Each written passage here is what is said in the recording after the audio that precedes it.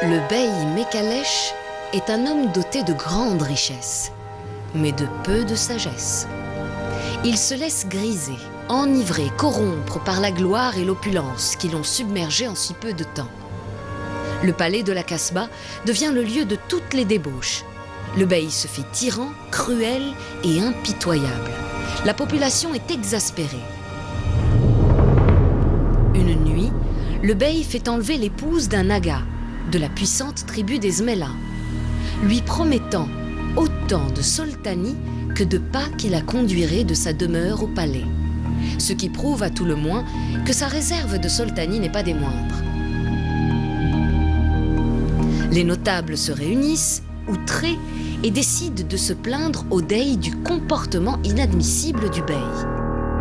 Le dey d'Alger, déjà inquiet de ne rien recevoir ou si peu de ce beylik de l'Ouest qui, lui dit-on, se vautre dans les richesses, dépêche de toute urgence l'Aga Omar el-Djeldi pour vérifier les comptes du bey et établir un inventaire du trésor.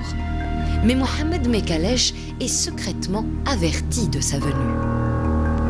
L'Aga ne trouve rien, pas le moindre petit soltani. Le bey, mis au supplice, ne révélera jamais la cache du trésor.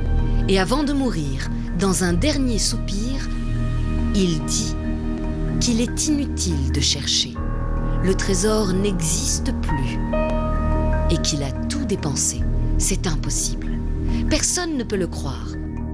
Un serviteur aurait révélé avoir vu le bey quelque temps avant la venue de l'Aga sortir en grand secret et en pleine nuit, accompagné de 2 maçons disparus depuis. C'est tout. Beaucoup ont cherché depuis.